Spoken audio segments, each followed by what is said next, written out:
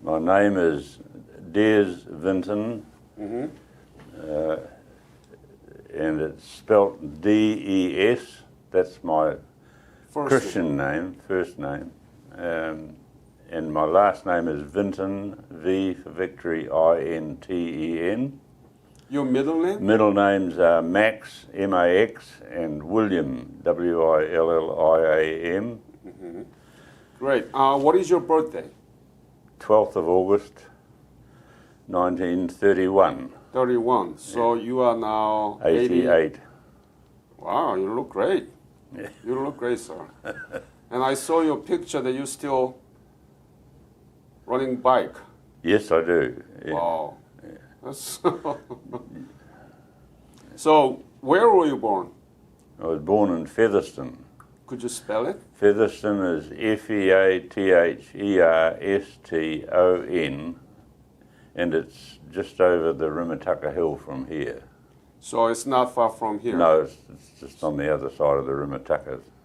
Wellington, right? Yeah, no, Wairarapa. Wairarapa. W-A-I-R-A-R-A-P-A. Okay. And you are, what is your title right now in New Zealand KVV?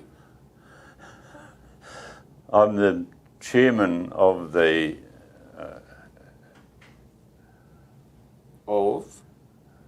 I'm the chairman of the Wellington Region Korea Veterans. Korea Veterans. So how many members do you have? Members that turn up regularly, there's 13. 13? Yeah. That's all? We've got 34 members on the books. On the books. Yeah. And do you know how many New Zealand soldiers participated in the Korean War altogether? 6,000. 6,000? Yeah. That's roughly. Roughly. Yeah. So. Well, no, let me correct that. There were 6,000 New Zealanders went to Korea. They were predominantly army, predominantly gunners in the army, and there was Navy. We had ships up there all the time from the very beginning. Yes. So about 6,000 New Zealand soldiers. About 6,000 in total over the period of time from 1950. That was when the Navy went up there. They were the first people. Yes, right after the war broke up, because they were stationed around Japan. The Navy had a ship on the way to Korea when the war was declared. That's right. And then from there on out, the military, and I'm talking about army now, were going up. Everybody who went up there were volunteers, and they signed up for 3 years, and they did us out of 18 months because the most anybody ever spent in Korea during the war was 18 months. But we actually signed the dotted line when we volunteered to do 3 years service. So the 18 months regulation is for Army only, or does that apply to Navy? And no, Navy weren't volunteers. They were the crew of the warships that went from here. Yes. So you've been back to Korea since you left Korea during the war. How many times? 4 times. 4 times. Yeah. When was the first time that you went back to Korea? The first time I went up there, no,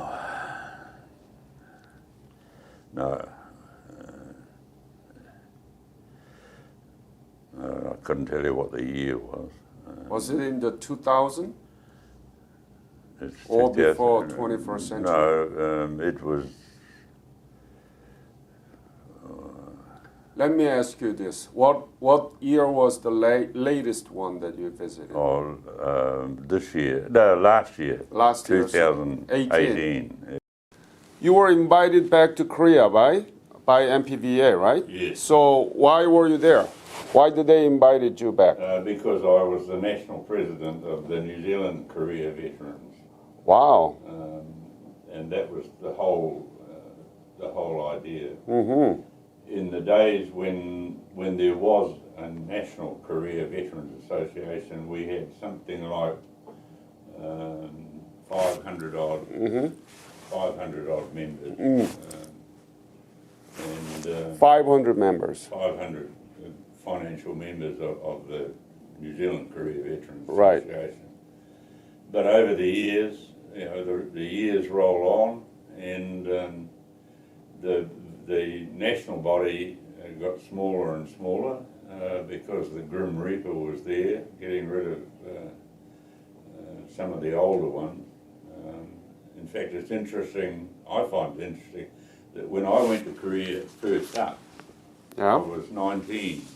19, I was 2 years under the age that enabled me to go to Korea. But I made a false statement when I joined up. And have to be 21, right? Yeah, you had to be 21. Yeah. But they found me out before I left New Zealand, and the army rang my parents, and I have a feeling that my dad said, "Yeah, let him go." Good father or bad father? Oh, good father. Okay. Yeah. Very clever man, actually. But, yeah. So, when were you there in Korea? When did you arrive in Korea? I arrived in Korea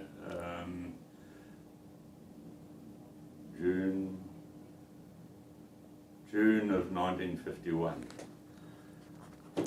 And where did you arrive? Where did we arrive? Yeah, Busan?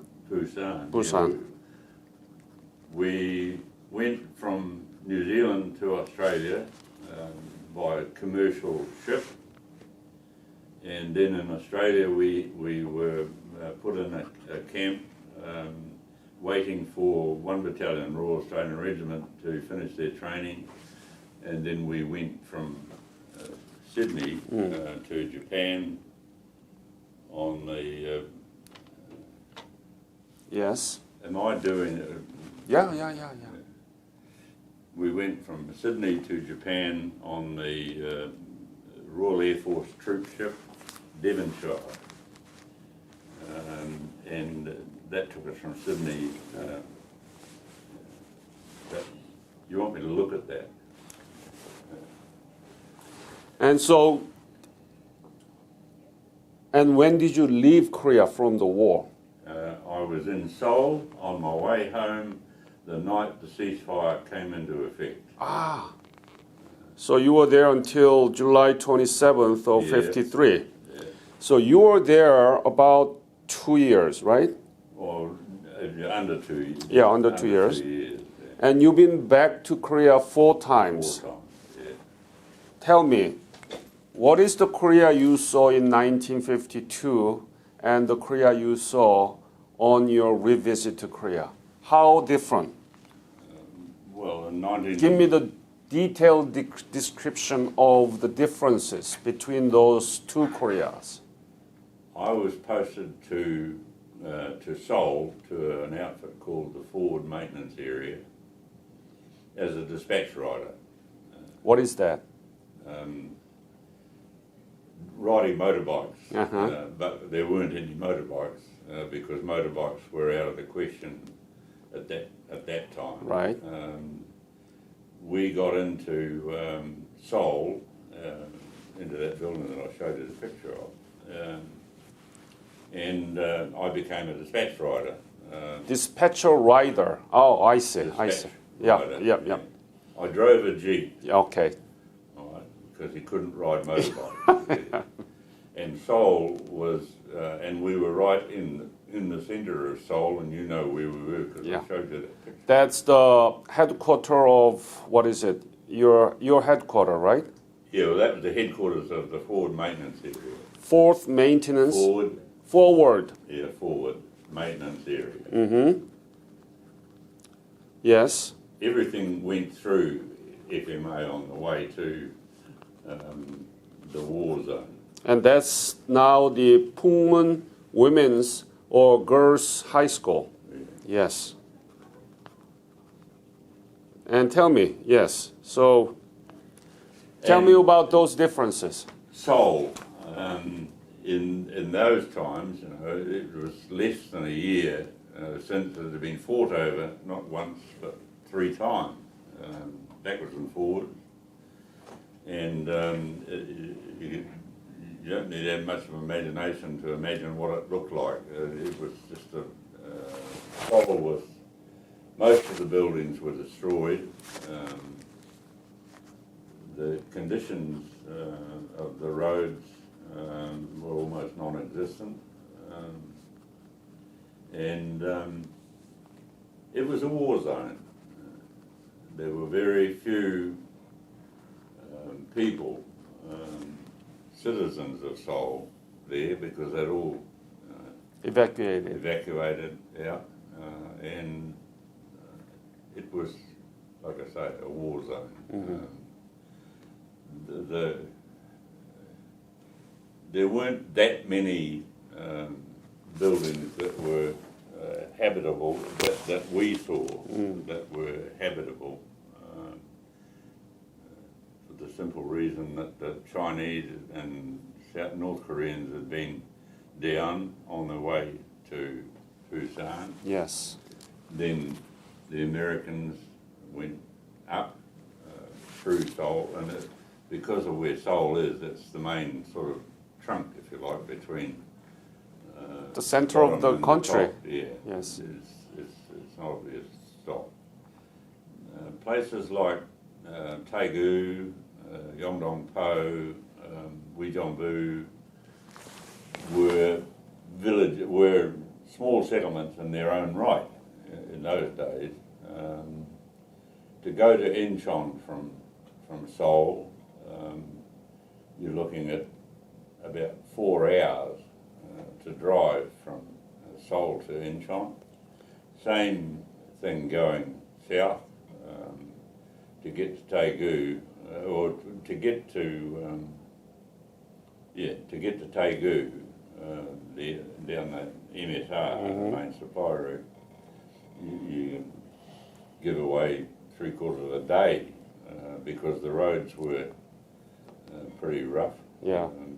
In the speed limit, it's hard to imagine it now, but the speed limit everywhere was 15 miles an hour. Oh, 15? 15. Wow. 1-5.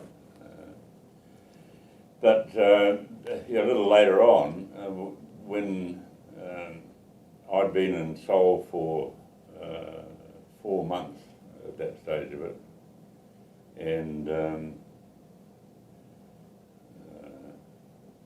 I was then posted from Seoul to up to the Incheon, where we were under canvas. What was your unit? My unit in Korea. Yeah. Was FMA to start with, and then when they posted me to the District Regiment, 1st British Commonwealth Division. 1st British Commonwealth Yeah. Division, 1 ComDiv. Yeah. And 1 ComDiv had just been formed at that stage from the 3 brigades, 27, 25, and the Australians had infantry there, the Brits had infantry there, and the Americans, English, Canada, and Australia were all in the front line. And the Div was the controlling engineering headquarters of Yeah. the whole lot of Yeah. the 1st British Commonwealth Division, which was made up of Australian, Canadian, and Brits, English. So yeah, and that was sort of just behind the front lines. We were about maybe 4 or 5 miles behind the front lines. The rest of them were out in front of it. But when you go back, 2018, how different Seoul was. Tell me those details. Oh, it's hard to imagine what it was like in 1951 when we first got there. Hard to imagine. Now, of course, it's I started to say, places like Uijeongbu, Daegu, Yongdongpo, which were all small sort of towns outside of Seoul, are now part of Seoul. And Seoul is not one city, it's actually 8 cities. Satellite cities attached to it. Satellite. And there's nothing in between. You leave Seoul and you're in Uijeongbu, for instance, or Yongdongpo, and they're all right there. And I couldn't have found my way around the place now, because the population I think is about 8 million all told. 8 or 9 Where, in million. Seoul? Seoul now. It's more than 10 million, but metropolitan area is more than 25 million. Yeah, well, And you have a population of how many here? 4.9 million? 4.5 million. Total population of New Zealand. Yeah, 4.5. Or a little bit more than 4.5 million. And it's not that long ago, it was only 2 million. Right. But you couldn't compare the two Seouls. Seoul is a war-torn city. Was. As a war-torn city, most of the roads were impassable. Most of the streets were impassable, thanks to the Americans and their tanks and artillery, and the Chinese with their infantry and what have you. And it's just so different to today. Places in Seoul that I knew, because we use them as landmarks, the South Gate, for instance, Yes. on the way south out of Seoul, going to K16 and Kimpo. K16 was the combat cargo airfield, which is, I found it this time when I was up there by going up Lottie Tower.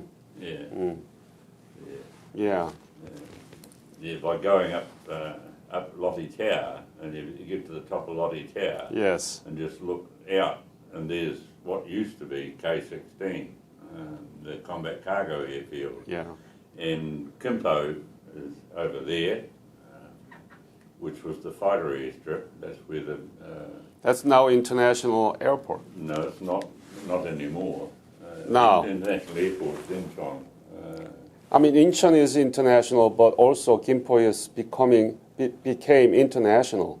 Oh, is it? Yeah, we took a flight from there to Japan. Yeah. Yeah, it used to be domestic. Yeah.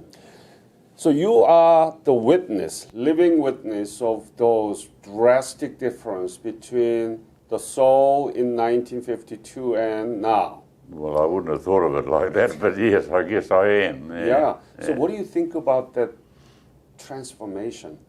What did you feel when you see it? Well, I think I know where you're going with this.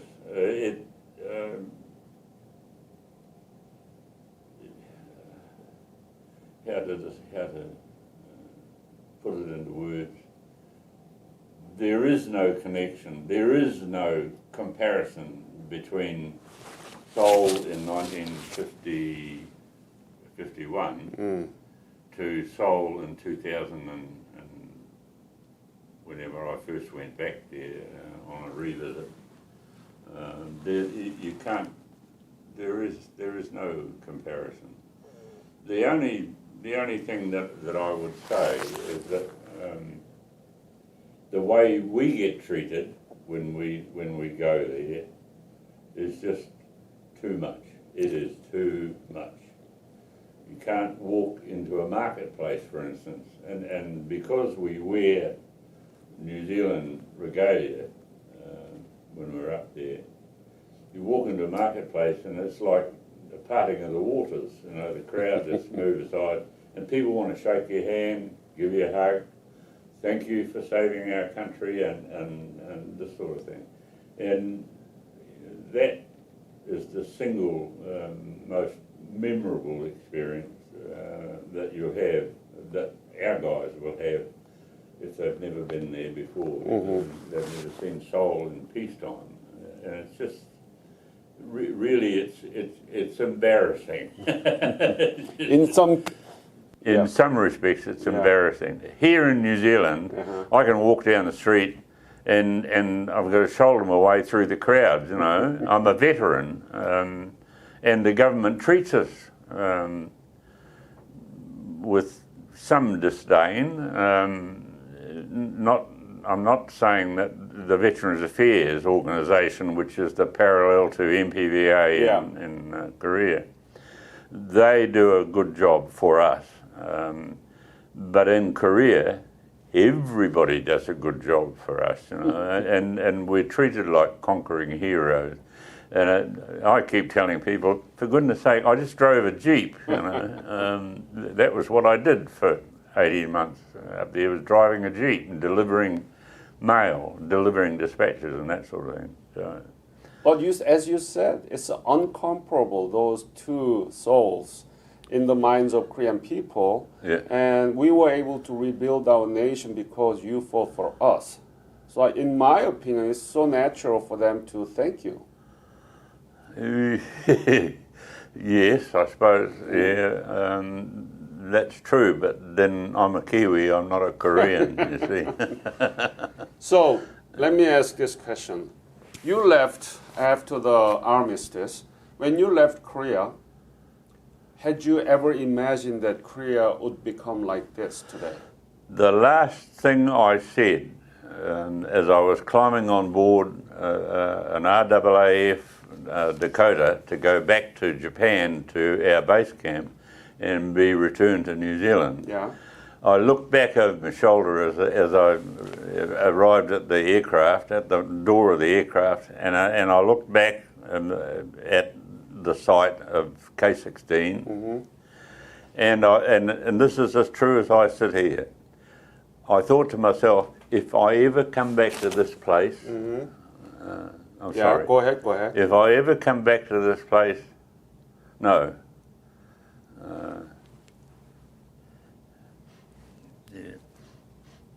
If I never come back to this place again, it'll be too soon.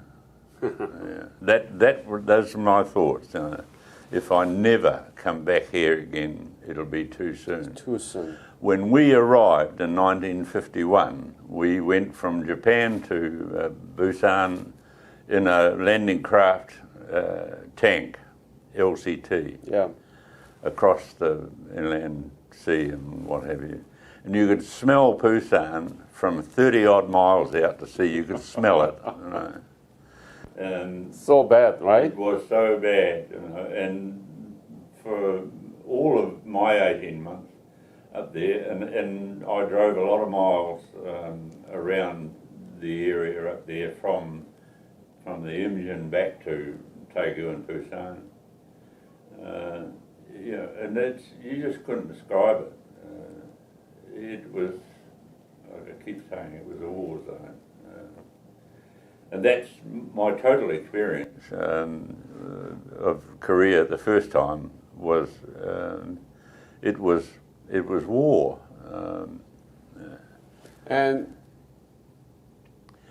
But just quickly to answer your question about my reactions on leaving the place, were as honest as I sit here. You know, if I never come back to this place again, it'll be too bloody soon. You know. So you didn't think that Korea would become like this today? No, well, nobody ever really thought that. Apart from keeping the Chinese out of South Korea, which is obviously what the South Koreans wanted. They did, you know.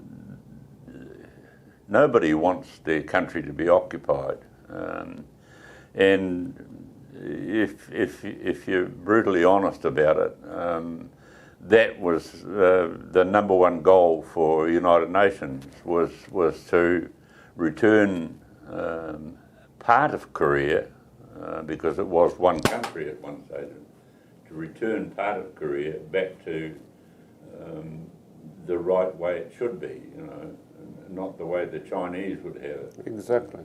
So, yeah. See, you made a great point.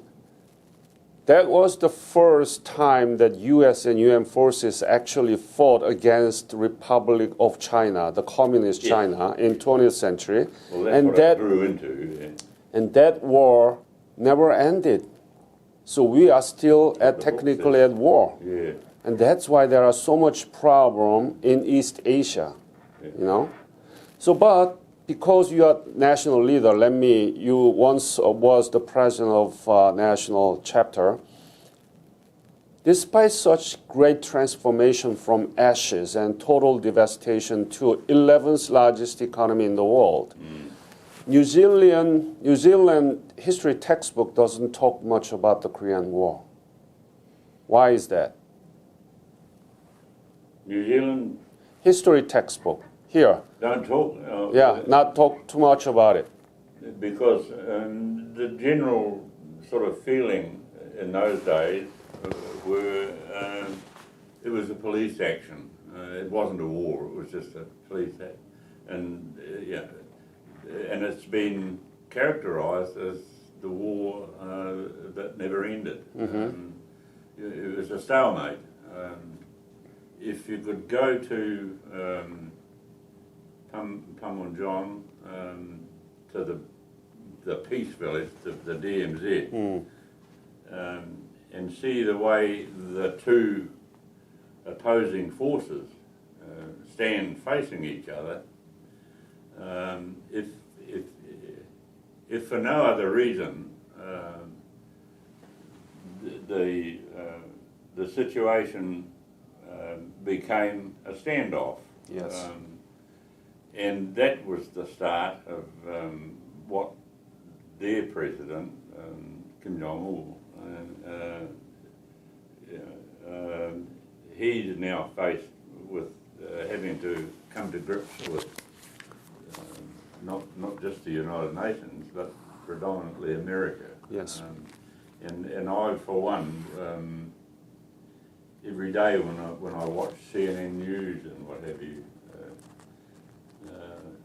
I can't believe that it's going to be that easy, and it's not going to be at all. No. Did you know anything about Korea before you went to Korea for the war? Not really. You didn't know where it was, Not right? really. I knew where it was. Oh, really? Yeah. Well, most of us, notwithstanding what other countries say about us, most of us are pretty well versed with what goes on outside of our own backyard, and I knew that because we had people in Japan in those days from the Japanese occupation force, and we had a lot of New Zealanders in Japan, and in fact the very early volunteers for Korea, and I was one. But that's another story. Most of them had spent time in Japan with the British Commonwealth Occupation Force. But now, you once served as a president of national chapter. Yeah. You've been back to Korea 4 times. Yeah. You have a very close relationship with the MPVA there. How do you put that into perspective? You didn't know anything about it? And you said that if I never come back, it will be too soon. Yeah. You saw total destruction. Now you see Korea completely changed. And now I can go. You have a special relationship. How do you put that into perspective?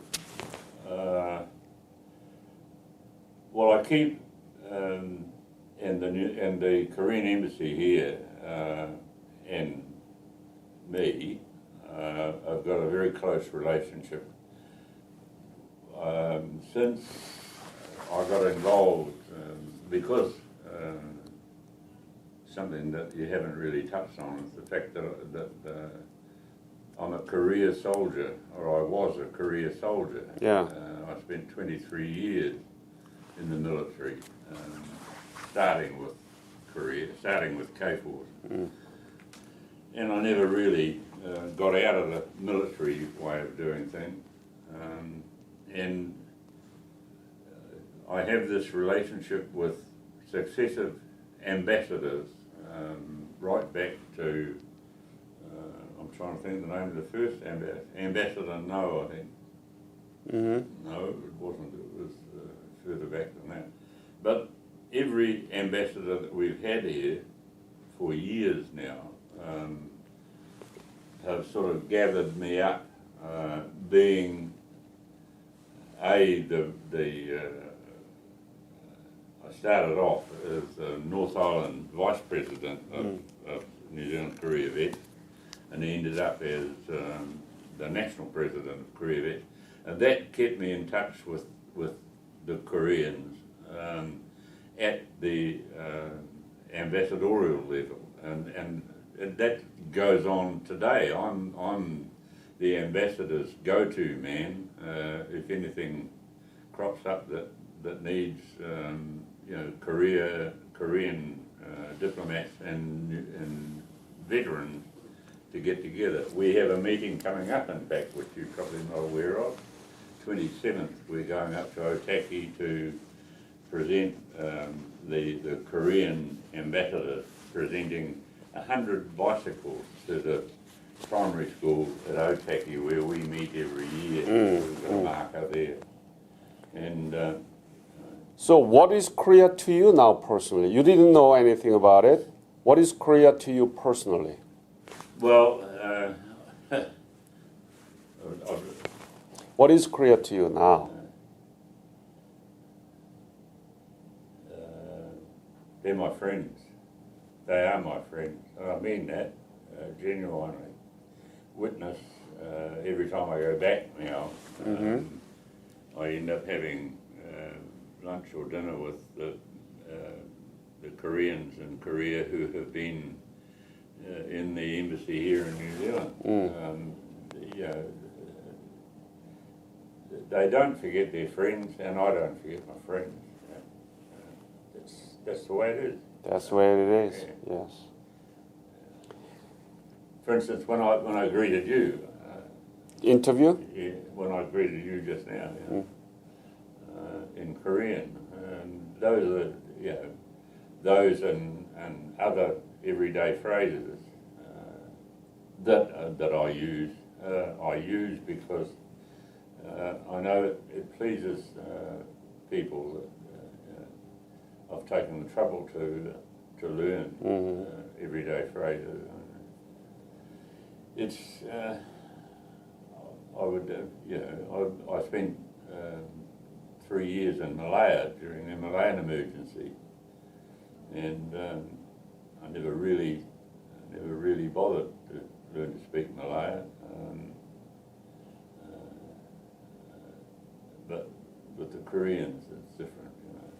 That's why we're going to make this interview as a curricular resources so that teachers in the classroom in New Zealand can talk about the war that you fought for and others fought for. Yeah. And we talk about it with the VA office here, and we're going to make it as a lesson plan book so that teachers can use even for tomorrow to talk about the Korean War. I think you'll be lucky if that gets any really general acceptance in the education system of New Zealand. I am pretty lucky, Bowie. But seriously, the New Zealand system, education system, and I was involved in that after I left the army. It's not. Seems to me to be not a lot of interest. We will make it interesting to them, and we'll make sure that your legacy will be transferred. Any episode during your service in Korea that you want to share with us? Because most of the question about was sort of historical and kind of political, but I want to get some of your story during your service. As You've obviously heard a story about me. I don't. Tell me, please. Talk to young children. Yeah. Well, what episode would you want to share? The sort of thing you talk to people about, but I was put in prison in Korea, in the military prison in Korea, charged with an offence, and the offence was firing on the Queen's enemy without the Queen's specific permission. Oh. I spent an Anzac Day in the front line with the 3 Royal Australian Regiment, a couple of guys in 3 RAR were actually Kiwis and New Zealanders. Yeah. And Anzac Day, we all get together, New Zealanders and Australians, that's what ANZAC stands for. I don't really have to tell you that, but I ended up shooting at some Chinese in a crawl trench 400 metres away from where we were, and that caused the Chinese to retaliate with 3 or 4 rounds of 4.2 mortar on our position, and we could have got people killed. That's why you were put into prison? That's why I was put in prison, yeah. But how long were you there in prison? 27 days. Oh, it was a vacation. 27 days, no remission. But that charge, firing on the Queen's enemy without the Queen's specific permission, is a unique military charge in New Zealand. Yeah. I don't think there's too many other people have ever been charged under that. So kind of honor to you. Yeah, but I thought maybe you'd heard that story because it's well known. Oh, is that right? Any other occasion where you were in danger to be, to lose your life, to might have? Yeah, well, as a dispatch rider, driving a Jeep all around the division area, and I mean all around the division area, the 3 brigades and the B echelons in behind them. On occasion, we always carried shotgun guards with us, another driver. There's always 2 of us in the vehicle, and usually the shotgun guard was a brick signaller who didn't drive.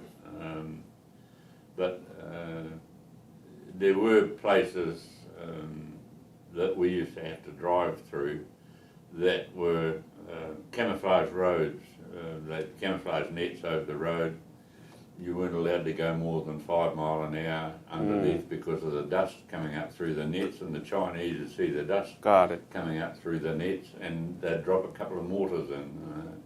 And anybody tells you that mortars aren't are an area weapon, don't know what they're talking about. The Chinese had the art of mortar fire down to a fine art, and they could drop rounds within feet of where they intended them to go. You went through there anything more than 5 miles an hour at your own risk. If you did that, and the Chinese saw dust coming up through the camouflage nets, they'd drop a couple of mortars on the road just to let you know that they know where you are. But yeah, generally speaking, the worst part of being a dispatch rider was the weather. Weather? Yeah. Why? It's either bitterly cold or boiling hot. You've got snow and mud at one end of the spectrum, and at the other end you've got dust in the summertime. And in between you've got the wet season, and you're driving on roads that are a little better than farm tracks. And you had to deal with traffic like a bunch of Centurion tanks moving on what was the road. and you had to be very careful when you were out on the roads. And we had priority because we were dispatch riders. We had priority on the roads, and we put up a sign in the front of our vehicle that said, "Signals Dispatch Service, do not delay," and that opened all the roads to us. But when we first arrived in Korea, we had no winter gear. We were wearing New Zealand battle dress, and we had a New Zealand greatcoat, and that was our sort of walking out dress at home. And we walked straight into winter. Must have been so cold to you, right? It was cold. Our vehicles weren't winterized. We had open Jeeps. Open Jeep? Yeah, open Jeeps. Even during the winter? Yeah, no roof. In the winter? In the winter, yeah. Oh my goodness. And bloody cold. War is hell, but winter's even worse. Could you explain about this book? Well, show it to the camera first of all. This book, yeah, is the stories of various career veterans from New Zealand. From New Zealand, mm-hmm. Yes, it's all New Zealand. And show. And that's me. Who's this? 19 years of age. And in fact, I was sitting outside the court-martial room when I got 27 days. That's when that photograph was taken. Just got out of there, or you were just about to go in? I'd just been sentenced to 27 days in the Canadian Field Detention Barracks. But you look happy. Well, I didn't have much choice, did I? You look happy. Yeah. Wow. You know, handsome young man. Yeah. Those are the veterans. Mm. If you can get that. Yes. But those are the veterans whose stories are in this book. So only 12 people? No. Only 12 people there. Yeah. Yes, Only 12 people are covered. Yes. Yes. And tell me about these pictures too. You'd be lucky to be able to put it closer. Hold on. Just put it up. Hold on. Yes. That's your Jeep. That's one of my Jeeps, yeah. Mm-hmm. I had 3 Jeeps in the 18 months I was here. Beautiful. What else? Oh, well, this was the visit before last. That's our then Prime Minister. Of New Zealand? Yeah. That's Sir John Key. Mm-hmm. And then when you were the national president? And I was national president when that photograph was yes, taken. yes, yes. That's an honor, real honor. And just recently, I had lunch with President Moon in Auckland. He was here in New Zealand. He visited. Going home from the G20. And I got an invitation to go to the state luncheon in Auckland. And I sat on the top table. So I think we need to wrap this interview. Please, what would you say to the Korean people, your friend, in the context of 70th anniversary of the breakout of the Korean War? It sounds ridiculous. Broke out 70 years ago, still going on, but what would you say to the Korean people? Well, let me correct that. It wasn't 70 years since the breakout of the Korean War. That 70 years anniversary, and North Koreans doing the same thing at the same time, because their militaries all came about at the same time, North Korea and South Korea. And it was a celebration of the 70th anniversary of the formation of the Korean military. Yeah. So but I was there for the 65th anniversary of the commencement of the Korean War, 24th of July, No, 27th of June or July. Up here's not 27, July 27. That's the start of the Korean War. No. That's a June 25th of 1950. Thank you. Yes, Yeah. yes. Well, I was in Korea for that particular date, 65 years since the war started. And I was there for the celebration marking whatever it was, whatever year it was of the ceasefire. Yep. So, yeah.